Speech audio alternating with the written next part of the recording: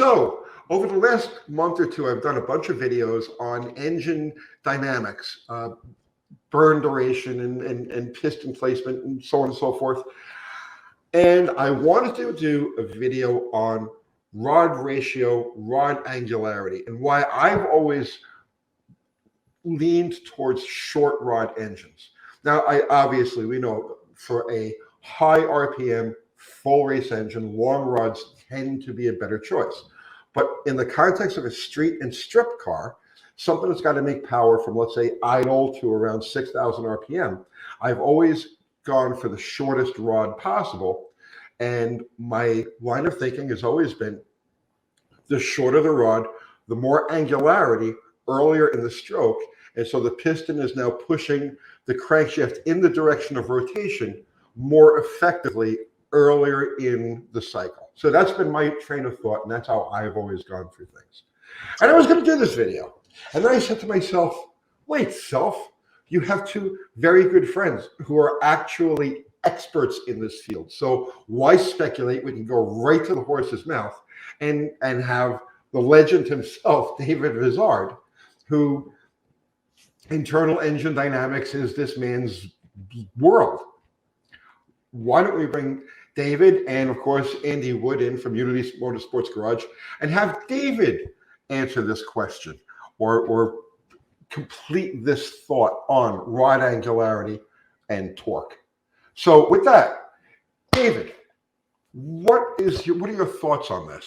Well, essentially what we've got here, Tony, is you've done a good description of the basic situation, right?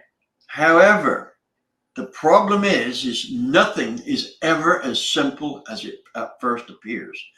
Now, we've got so many factors that weigh in here. For instance, the higher the compression goes, the less important the rod length is, right? If you've got a 16 or 17 to 1 motor, your rod stroke ratio is far less important. Far less important. That's the word I was looking for. If you have a low compression engine, then it's far more of an influence. Yeah. Now here's the problem, right? The shorter you make the rod, the more it forces the piston into the side of the bore. That's into the major thrust face. And the friction goes up. Now, we know that the ring and piston are the worst source of friction in an engine. So if you have a low compression engine with the short rod, you have the worst case scenario, right? Of frictional losses, parasitic losses. A high compression engine, what happens is before the rod gets to a significant angle where the pressure into the side of the bore is significant, the pressure has dropped off. Right? If you've got a 16 or 17 to 1 compression motor, the pressure has dropped enormously before that rod angle has got to anything significant. If you look at the rod angle in the first, say, quarter of the stroke, right, the difference between a 2 to 1 rod and a 1.5 to 1, you can barely tell the difference. It isn't till the piston gets quite a ways down the bore. So you need to get all the work done in the bit where the side loading isn't significant. Now, we're typically dealing with engines of 10 to about 12 to 1. And also we are normally dealing with pistons which aren't necessarily the world's best in terms of friction. So we are in a range where it's kind of 6 of one and half a dozen of the other. However, I'll hand it over back to you, but if necessary, I can quote some dyno tests. Yes. That I did. You want those? I do, but go ahead, finish this thought. But it's only, I don't have all the numbers in front of me. I kind of got involved with Scooter at Comp Cams with this. They had done some rod test lengths in relation to cams there. And I don't know whether Scooter did this in his own time, or whatever. But the thing that we found was that with a typical small block Chevy or an engine with that kind of configuration, right, that changing the piston from the 5.4 something short 400 piston to 5.7 to 6 did make a power difference, but it was not very much. And we were using I think it was a 10.5 to 1 motor. So we were right in the middle of that area there where it goes from being very significant to starting to be not so significant. I think that when we went from 5.4 to 5.7, we showed a bit of power increase. And then when we went from 5.7 to 6, we showed a little bit of power increase, right? And before somebody says, well, you can't tell these small power increases. Yes, I get paid by corporations to do dyno testing. So what I do is, depending on how close I suspect things may be, I do multiple tests, right? Stabilize the engine, make a run. Start another run, stabilize in the same condition. Yes. And then, if necessary, I'll do 10 passes. I take the best one and the worst one and I throw them away. Then I take the average of all the others. Now, I also look at what we call the deviation from standard deviation. Standard deviation. I see. Brain surgery. And the standard deviation dictates how many runs I make, right? So at the end of the day, I can usually reproduce dyno figures, and it depends on the engine, right? If you're going to do dyno testing, you need to build a dyno test engine that repeats, right? So that's another factor. I know when I did balancer testing many years ago for a company that makes balancers, crankshaft dampers. They are not balancers; they are crankshaft dampers, right? I ended up having to brew my own fuel to get consistent results, and the engine was very repeatable. You could pull it to 400 horsepower, walk away for 10 minutes, come back, and still be 400 horsepower. Right? So now, David, let me ask you a question. Now, you remember the whole piston offset controversy. How much of a relationship is, well, first off, let's go back to the piston offset controversy, because you never really got a chance to express, you found power on the dyno with offset pins. Depended on the engine, yeah. And I can't say that I can give you the answer to all the questions here, because at the time, all I was trying to do was grab power. If I got power, I'm not there necessarily questioning it very deeply. So with my Cosworth engine, right, when I was doing the British Production Touring Car Championship in '89, right, I didn't care how the power came so long as it was legal and it was there. Right now, I'd already done a similar test with the Pinto engine, and I've got to credit that test to Dwayne Esslinger. I think he's passed on. Yeah, I'm sure he's passed on now. Esslinger Engineering. He started the company, and he said that when he changed the piston round, right. It seemed to show more power. Now, he didn't quantify it, right? So anyway, I tried it, and I think, and I got to go back. This is when I had a Go Power dyno. I believe you said it was 7 horsepower you found. I think it was, yeah, I think that sounds at 6 or 7 horsepower, right? Now, when I did the Cosworth engine, which was at a higher power level, right? I mean, a stock Cosworth 2-liter engine based on the Pinto block made as much power as a racing 2-valve Pinto engine did for the same displacement, right? More for most people, right? So when I tried it on that was with a piston which had been coated. Now, what I did there was I called up the tech inspector and I said, can I use dry lube on the piston skirts at assembly? You know, like that at Grace. Yeah, sure. Well, he assumed it was going to wear off, right? Well, I used a coating that it was probably $1,000 a gallon, right? Yeah. Well, I've got contacts.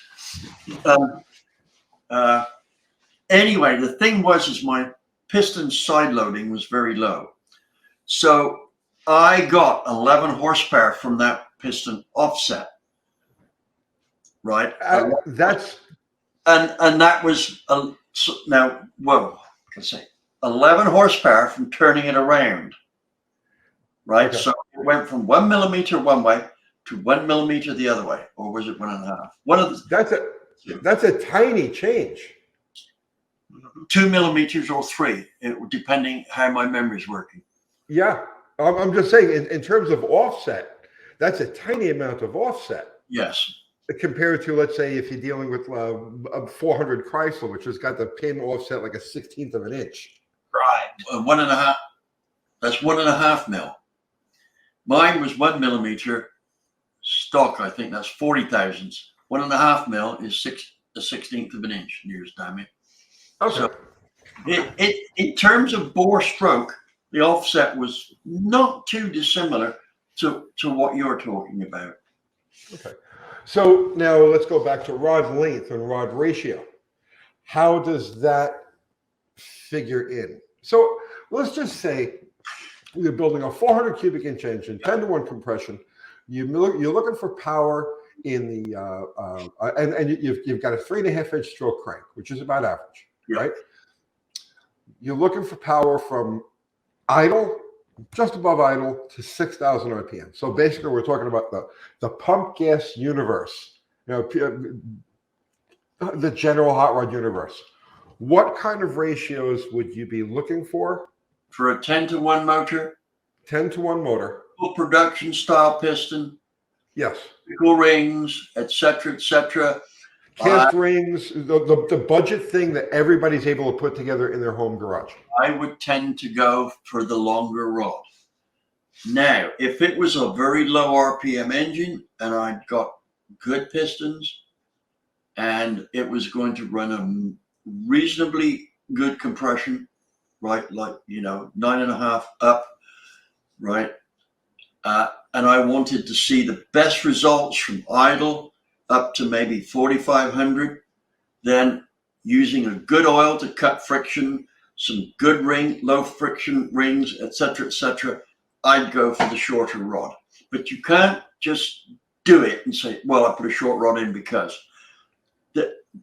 People seem to overlook the fact that every move you make has a domino effect. Right. Right. That's golden wisdom right there. It is a compounding effect. And very often people quantify stuff in one box, and you can't do that. Right? And say, oh, a short rod does this or a long rod.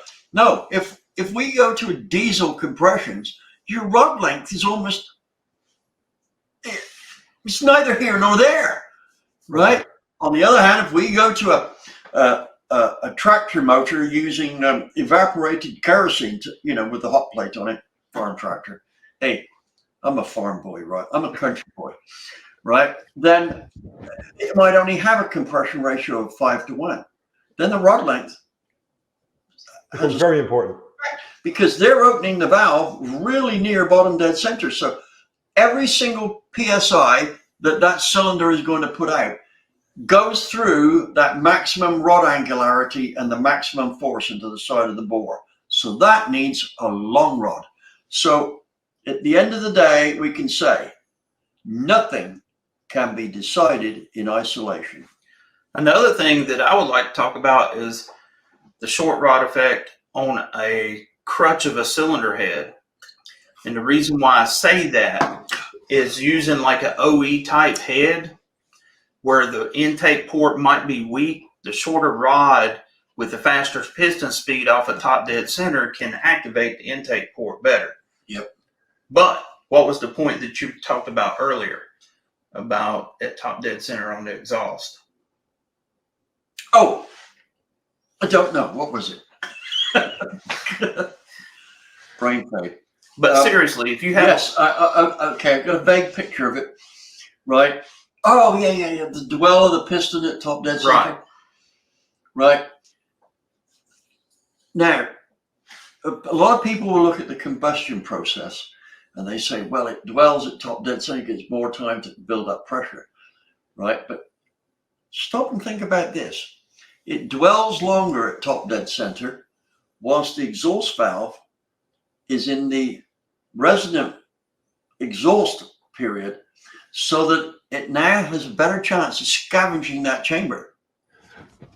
It makes perfect sense to me. Exactly. The longer dwell time at exhaust top dead center, you've got a longer lasting floor during the period of time of overlap, and so therefore you have a cleaner path from one end to the other, and it would scavenge better. That makes perfect sense.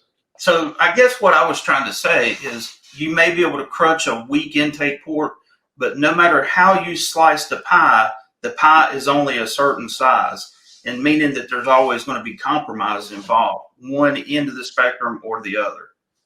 All right, but now sticking just in the context now of because remember, we're dealing with a general audience. The people who are watching this right now are from every walk. You've got a guy building a rat rod in his garage, and you got a guy who's got a street racer who's looking for every little bit, right? We've got that broad spectrum. So speaking within that broad spectrum, and I like I said, I know it's almost impossible to like pinpoint this because there are so many variables. Generally speaking, mid-range engine, idle to 6,000 RPM, average compression, let's call it 400 cubic inches. What do you feel the optimum rod ratio would be in that situation? And how long is a piece of string? Good question. Right. Infinite. Tony, you're asking me for my opinion here, right? And okay, I'm quite happy to give you an opinion, but opinions are not necessarily always right. Usually I tell people, this is what you need to do. And they say, that's your opinion. I say, no, it's not. It's Mr. Dino's opinion, right? And right now, what you're doing is you're asking me a question, which I can't just pluck a dyno sheet out of thin air and show you, right? Because we're talking about this, that, and the other, and everything else. We're confronting ourselves with exactly the same problems that an engine designer, a high-performance engine designer, faces when he starts off, or she starts off with a blank sheet of paper. Right. So we can only generalize, right? And I'm looking at this pretty slightly different to you, because I usually have to deal with the least hassle route as well. Now, I know sometimes you do, but here, let me make a guess here. Sometimes your curiosity overrides it. Oh, all the time. There we all go. the time. If it wasn't for the experimentation and the screwing around, I would have no interest in this stuff. Right. So what happens is your curiosity does more overriding than mine does. Right. I tend to look at the engineering side of it and say, well, based on all I can bring to the table in terms of engineering strategy, we need to do this. And then I will focus my experiments in a small circle around whatever I made my choice. Now, with you, and let me backtrack again here. A lot of my experiments were paid for by corporations who wanted to know, right? They came to me because they knew they could get really accurate dyno testing. I didn't know this, but I had to compete against several companies for a contract from Cosworth. I had no idea I was competing. They sent me an engine to dyno test, right? And I got within 1 horsepower of their super trick dyno throughout the curve. And they said, you're it. Hey. Right? So, and then I said, people say, how do you know your dyno's right? I do this for a living, right? Anyway, my point here is that if, from my point of view, if I'm going to build an engine where I've got other things to test, right, then I take a very general view of what I'm going to do in terms of rod length and all of that, geometry. and I tend to go with something between 1.6 and 1.8. Why? Because for a typical V8, it's a very convenient, almost optimal around the grand spectrum type thing. Yes. Now, your move at putting the short rod in is for a particular instance where you're seeing what you can do with the parts you've got. And to be quite honest, if you've got that compression ratio up there, your move is totally legitimate, right? Or you're dealing with a very short cammed motor, then as long as you take care of the friction, your move is legitimate. But it's like everything else, that domino effect comes in. I mean, I'm very familiar with that. Like, for instance, when I was doing the nitro thing, I focused a lot on rod ratio, on, like, for instance, an engine with a 1.56 ratio and an engine with a 1.52 ratio took two completely different tune-ups. They operated in different environments. The shorter the rod ratio, the more you had to advance the cam to get the exhaust valve open quicker, or you'd end up with bottom hole detonation. Let me think about that. Tony, you're going too fast for me. Sure. The shorter the rod, the more you had to advance the cam, right? So you had to get the exhaust valve open quicker to start evacuating the exhaust with a shorter rod. that makes sense, right? But that was only with nitro. Yeah. What? Nitromethane. That was only with nitromethane. Ah, right. Well, yes, because it has a huge amount of exhaust to get rid of. Right. Well, the difference in piston speed between a 1.56 rod ratio and a 1.52 rod ratio, the difference in piston speed, or most specifically piston deceleration past 90, was so great that at that point you had an engine that took two completely different setups, two different camshafts, different cam timing. Everything was different in the characteristics of those two engines, with the only variables being the 1.52 to 1.56 rod ratio. Tony, I don't have much nitromethane fuel experience, right? So we're now getting to a field outside of my expertise here, right? Now, what you're saying sounds like it would be the case, but I can't offer any. Oh, no. I'm just using that as an example of how I have found in the past that rod ratio in certain circumstances can be an extremely crucial tuning, or I don't want to say tuning, an extremely crucial aspect to the overall performance of the engine, where other people will find, or in other situations. So let's just say you talk about the single 4-barrel small block Chevy. The difference between, let's say, a 1.65 and a 1.7 rod ratio isn't going to show up. But when you go to the other end of the extreme, that small difference in rod ratio and attending piston speed, acceleration and deceleration, it makes all the difference in the world. So that's why I'm going back to this now, just for the average street rat. But I think you answered the question better than if you had just spit out a ratio, because most people are looking for that magic bullet. Like I was looking for that magic bullet, and I'm like, okay, David Vizard's going to know the magic bullet.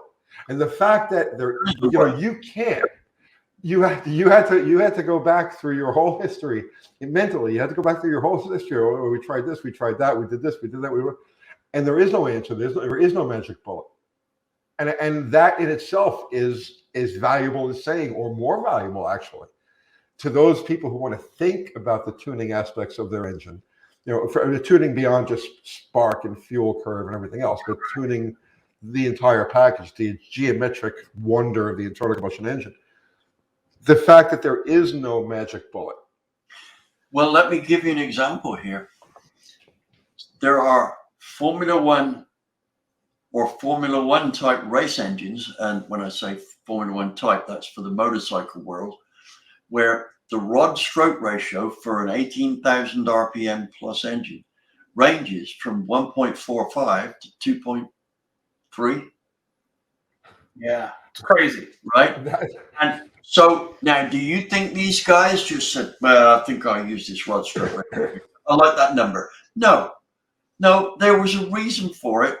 And hopefully these guys are good at taking into the possible domino effect that we get. If I change the rod ratio like this, then how's it going to affect everything else? Because you can't do it in isolation. Now let me tell you something. The best, when we talk about piston pin offset, right? The best way to do that is to offset the bore, not the pin. Because if you offset the bore, you do not get any more. No, if you offset the pin, you get more thrust into the side of the bore, one side or the other. But if you offset the bore, it more or less stays the same. So offsetting the bore by 1 millimeter. Well, no, just to clarify, because people don't, I think a lot of people don't know what you mean by offsetting the bore. You mean actually offsetting the crankshaft in relation to the bore center. You're to offset the bore in relation to the crank. Right. Yeah, a lot of people aren't going to be familiar with that whole concept. But so, for instance, when we had the bow tie block first came out, right? There was some rule about bore size, right? And what I was doing with my motors was offsetting the bore with the central piston, because it was too much trouble to call up and say, I want you to make me a special piston. Yeah, I'm charging another $500 for it, right? So, hey, I got a boring machine, offset the bore, right? So that's what I did. But here's something else I want you guys to think of, right? In its ultimate configuration, not only did I offset the bores, but I turned them as well. No more on that. Right, that's it. That's a topic for another video. We have to get together and actually talk about that, because you just piqued my curiosity, like off the charts. Tony, you got to supply the donuts and coffee, right? No problem, man. I think the next one of these we do, I'm coming out there. I got to hang out with you guys. You call up Krispy Kreme and you tell them, deliver a box of donuts to DB. You got it. We're next month. Let's let this one go for a while, and next month let's get together and let's talk about that. That's fantastic. But I want to wrap this up. I don't want to go too far with this, right? Right. So let's go back to my assumption or my original idea. And the one, like I said, the one that I've always gone by, David, you can tell me, Tony, you're an idiot. That doesn't make any difference. And I've always shot for a lower RPM motor. I've always gone with preferred the shorter rod ratio because of the increased angularity. And you're saying that that's not. No, I'm not saying that's not. What I'm saying is with the right other aspects, that would be the way to go. But some of those aspects are either a very low RPM that you're going to deal with. You have to have very low friction on the piston walls, and or a high compression ratio. The high compression ratio one almost invalidates everything you've ever learned about rod length. Yeah. Right. Pressure decay. I was talking to Darren Morgan about this, right? And now let me see if I get this right, because this would have been about 4 years ago, prior to my brain surgery. I hate to keep bringing that up, but I'm trying to remember 50 years of work, right? Now, Darren happened to mention to me that I'm going to quote this as I remember, that GM had him do a rod length test in a pro stock like engine, and they changed the rod length by 1 inch. That's a pretty big change, right? That's a big chunk. And he said couldn't tell any difference in the horsepower. But Well, now see, I could understand that. I could see where it wouldn't make any difference. Right? I, And if you go through the technical side of it, it shouldn't have made any difference to horsepower. Or if it did, it was a little tiny bit. right, but it's going to make a major difference in the way the engine attacks, which is what I've gone by as far as like the rod ratio. Like, for instance, going with the shorter rod ratio isn't going to make any more power at all. But the way the engine attacks its curve, That's the way it, another aspect. yeah, well, Right. that's the one that I've always thought. You probably got more experience there than most people. So we have to take that into account. But on the dyno, right, loading the engine up and pushing the button so that it was fully loaded before you start taking a reading, Right. it did not show any difference that was relevant. Amazing. yeah. Right? Now, you're talking about throttle response, right? And I think that's one of those deals where it's not easy to quantify, right? You have to be on the racetrack to do it, That's right. right? And this is where you're picking up your experience, and that's where you should be getting it on the racetrack. Now, this is what I tell people. It does not matter what you do to your engine, right? The thing is are you going to be first over the finish line? That's all that matters. Well, David, like you, I haven't raced in years. I've lost that whole racer mentality. I don't have it anymore. It's just subdued. That's all. I'll give you a little bit of my experience. Oh, I have racer mentality when it comes to you, Handy. Oh, I know. I'm ready for war. No, going back to my 393 that I had in Casper, right? And people can go back and watch the videos of that engine. That engine would rev like a chainsaw. Yeah, no lie. Like That that. was the first thing I noticed about it. And so when I built it, the options were you can build a 408 and use a longer rod, or do the 393 with a short rod. It's also the cheaper route. The 393 with a shorter rod, I can tell you from my experience, seems to hit harder than the 408. Even though the 408 may make more torque, you just watch it how well that thing revs. I mean, it people would just come up to me and say, I've never heard an engine like that. I see. I've had that's exactly the experience that I've always had. Whenever I've put together anything with a shorter rod, everything else, all else being relatively equal, right? The shorter rod combinations always hit the tires harder. They when you rev it, they snap. And it's the same thing with the whole reverse piston thing. It's not really quantifiable on paper, but it's definitely quantifiable. Seat of the pants, 60-foot times. The changes you've got to make to a car suspension to make it work, and the only thing you did was put together a combination with a shorter rod. You know, talking about it gives me a perspective of a factory-built short rod engine. You think about the 1980s Fox body Mustang with a 302. Has a 5.09 inch rod, but think about everything else surrounding that. Has a limited cylinder head, has a long runner intake, and those Terrible things. cylinder head. But when you drive it, it feels a lot bigger engine than what it actually has. Am I not correct? You absolutely. I spent a year with one of those things, man. I know all about it. You used to drive 1,000 horsepower engine car on the street. It feels like a slug.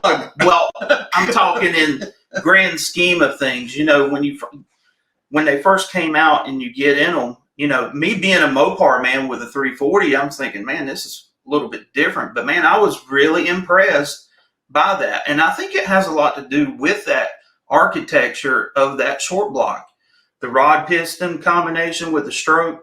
Now, compare it to a 302 Chevrolet using a 5.7 rod. I don't know.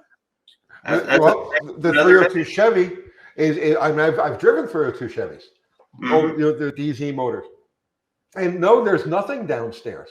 They start to work at about 4,000, 4,500 RPM, 6,000, 7,000, right before it runs out of everything is where they really feel strong. Yeah, And it's the exact opposite feeling with those small windows. You know, there's some, and that, you know, it goes back to the man in the grassy knoll that we're looking for, you know, with the magic bullet. You know, the heads are different, the cams are different, induction's different, but, you know, The characteristic of the engine, really. If I have a choice, I know what I'm doing.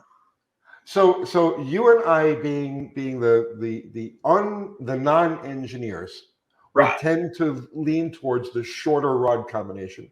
And David, the engineer who actually has, you know, the experience, would lean towards a longer rod combination. Yeah. Can I ask you what sort of oil you typically use in your race cars? It just depends on the type of race car it is. Well, you know, we're talking about the short rod 10-to-1 low butt.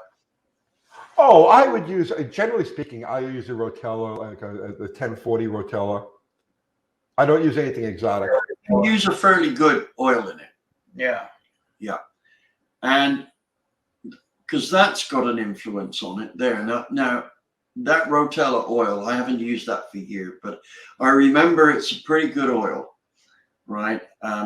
But I can only quote oils in terms of horsepower because, of course, I never left the oil in the engine very long. Right. That's something I can tell you. Wait, don't, because this is another show.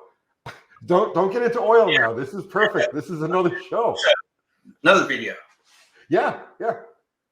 But for, you know, talking about this, one thing I do want to say is, you know, for most average guys who's building a junkyard based engine, you know, we're limited in the rod lengths that we can actually use. You know what I'm saying? You know, we're going to be using factory production rods, or maybe at best some, you know, cheaper aftermarket rods that are stock length, or maybe have a little bit of a choice. If the compression ratio is not going to be excessive, like I said, with that pressure decay on a lower compression being longer, you're going to get more from the short rod. You know, the higher the compression, the gains are going to be less noticeable. You know, I've always dealt with Mopars. Yeah. Right. I've had my little forays and, you know, the little Ford thing, and I've messed around with people's Chevys, but I've always been a Mopar guy. And Mopars start out with a longer rod than just about everything else out there. So perhaps that's why, in my experience, going with a shorter rod really does change the personality of an engine. Because let's say you're building, like for instance, I'm building a motor for Slaghammer. I'm doing a 452, which is the 400 block, the low deck block with a 440 crank, and I'm using the 3D3 rods, so 3D3 400 rods, which are shorter. Now I've built those for other people, both ways, long rod and short rod. And the short rod version of that is actually more closely resembling a Chevy motor, and definitely snappier. I mean, the difference between the long rod short deck Stroker Chrysler and the short rod short deck Stroker Chrysler is night and day. It's night and day.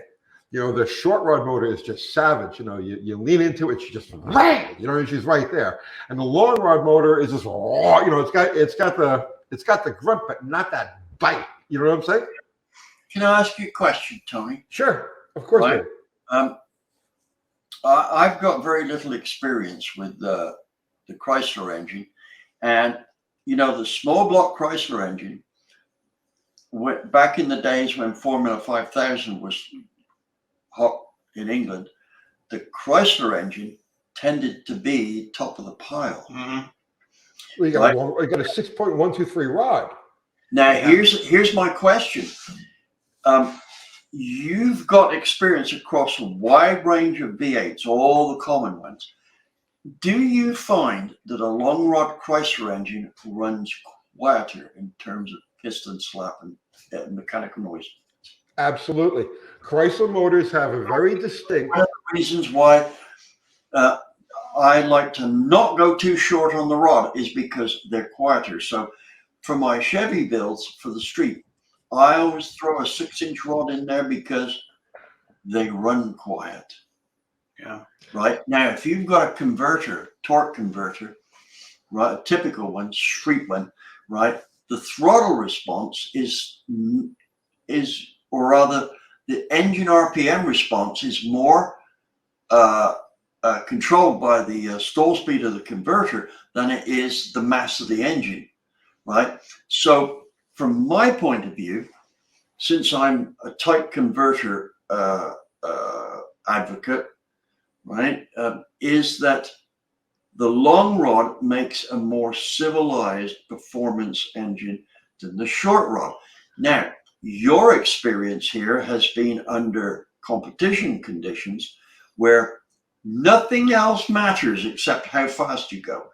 Right now, if you've got a stall converter in there, and that hit time is going to be significant, especially if you're foot braking it. Right.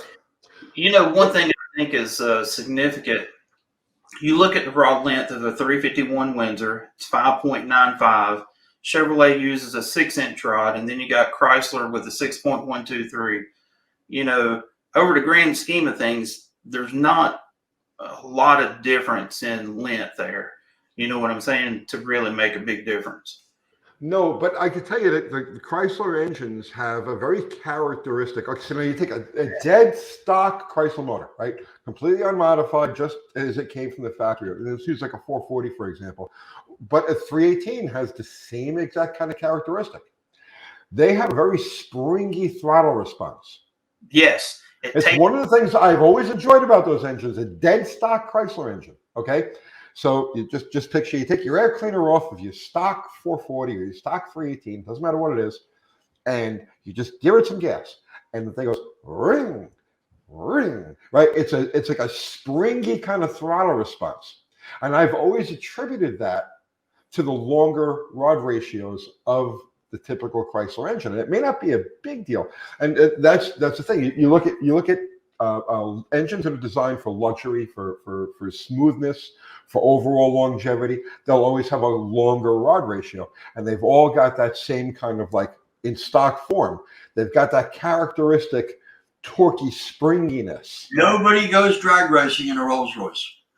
No. But I'm just saying, like, if you go to the opposite of the spectrum. Bottles open. So yes, that's the point I think you summed up the point that I was trying to put over, right? But it all comes down to one thing. It's part of a whole big game of dominoes. And that's what makes it fun, and that's what keeps guys like us interested. Yeah. That's why I hate giving people my opinion. I want to say, there's a dyno result. You don't have to argue. You can't argue with me. There it is. If you don't agree with what I've said, don't pick on me. Go and talk to my dyno. They'll really think you're nuts then. Guys, this has gone much longer than I had anticipated, but it's a great conversation. I'm probably going to leave it up unedited, maybe clean it up just a little bit. Yeah. But we do have to wrap this up. Okay. What do we need to plug, guys? What do you want to make people aware of? Well, I'd like you to mention that I am going to be continuing your fuel economy, fuel efficiency, etc. thing on your channel. I'm going to pick up where you left off in terms. You're going to pick up where I left off on the fuel economy, the vapor carburetors, and everything else. Made a general statement on, and I'm going to say that now here it is in engineering terms. Right? So Tony is making this statement here, and this is how it works out when you put the science to it. Right? Okay. What this will do is the points I pick on, it's going to validate you addressing it in a simple form. So I'm confirming engineering-wise your statement. Right? So basically, I'm going on from where you left off. Now, I'm probably And emailing you with some questions as to what you concisely meant on something. So make sure you answer my emails. just call me or text me, and I'll get back to you. Yeah, how old are you when I call you, right? Kathy, kid, nobody can get a hold of me. I'm a recluse, man. I hide. You know what I mean? I spend half my day hiding. So David, you're going to be covering that whole. You're going to pick up where I left off on the vapor carburetors and the high mile per gallon and all of the experimental voodoo and the Smoky Unix stuff. Well, fortunately, I got to talk to Smokey about that, right? And Okay. I'm not sure whether we want to print it or not, right?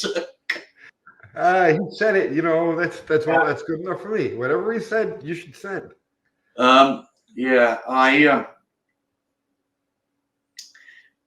I apologize to Smokey's daughter about the fact that I had all these opportunities to spend time with him, and I was always going to do it next week, and suddenly he's dead. Right, and I think that was one of the big mistakes of my life. Right, Smokey's public persona was not like his personal one. He was much more special than most people would think of. Right, much more special. Yeah. So, yes, I will touch on that, but I don't want to go into excess details on that because I think a lot of stuff was in confidence. And the fact of the matter is, it's controversial, and he's not here to defend himself. Right, and so I don't like that aspect either. But suffice to say, if Smokey says something, whether he's right or wrong, you better be paying attention to it, because there will be some element in it that will be useful to you, right? Now, he's not always right, and that's because the engineer who never made a mistake never made anything. Absolutely. There's only one way to learn. There's only one way to progress. If you don't make a mistake, in fact, if you get things right every time, you don't advance as fast as if you get them right only half the time. You never advance if all you do is hit it right the first time, every time. Yeah. You'll always stagnate. That's it. That's where you are. You'll never go past that. Exactly, right? You've got to have enough range of ideas that some of them border on just not being feasible. As babies, we never learn to walk until we become disgusted of falling over. Bingo. Right. Yeah. You know? Not that I can remember past last week, but I mean, I'm sure I was a baby at one time. No, I was launched. No, I was never launched. born. I was launched. You came out of a pod. Oh, Lord. Yeah. Great. Anyway, Andy, what do you need to plug, Andy? Well, if you want to see more on the truck that's going to be Uncle Tony right there in Sykeston, Missouri, come to my channel, Unity Motorsports Garage. I'm bringing it back from the dirt. So pretty much like a phoenix, it's coming back. So that's it. Glad to be on your show, Tony. Thanks for the opportunity. I do have one more question for Tony. I need his opinion.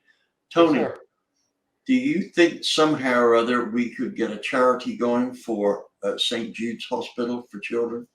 I would love to. I would love to be a part of that. Anything that we can do. About it. I'm sorry? Right. If I talk to John about this, John Wilburn? Yeah. Right. And because I'm almost 80 years old, right? I've had somebody else's share of lifetime, right? There's kids in that hospital that don't make it to double digits. I know. And that's terrible. I can't deal with children being ill like that. So here's an opportunity for us to focus some Spotlight on spotlight. That's it. Spotlight these children's dilemma. Now, I had a friend of mine who volunteered his time for a children's hospital for children who were right? And you know, he had to give up because he said, these kids, they know they're dying. And he said, yeah, they're amongst the happiest kids he's been with. And he said, eventually, you can't help falling in love with them. And then they die and you're brokenhearted. Right? Mm. I don't have the heart to be involved in something like that. But I absolutely want to support it any way I possibly can. But if I can do something remotely, right, without getting emotionally involved, then fine. Yeah, that's how I am. Like, I couldn't interact directly. I'd get devastated. I'm like that, you know. But yeah, from a distance, anything that we can do, anything that my channel can do, that any of my team, my guys, anything that we can do to help promote or you know, you say you lead the way and we will follow. Well, I got to get John fired up on this because basically this is his show, from what I understand. Is that right? Him in Dallas. Right. The No Name Nationals is their show. Yeah, I have nothing to do with it other than just helping to spread the word. But we can and going to beat Andy. Claim we can express our support, right? And John, if you get to look at this, I'm 100% behind you, right? As I'm sure the rest of us are. Guys, well, I'm going to wrap this up. David Vizard, his channel. Andy, Unity Motorsports Garage, his channel. Guys, go there, like, subscribe, share, ring the bell, do all of that stuff. Gentlemen, I am so honored to consider you among my friends. And this was a great chat. This was supposed to be like 10 minutes of like, that, you know, it's like over an hour now. Anyway, Tony, thank you. Thank you, Tony. Guys, I'm hitting the plug here. Good night, all. Yep. Good night. Night.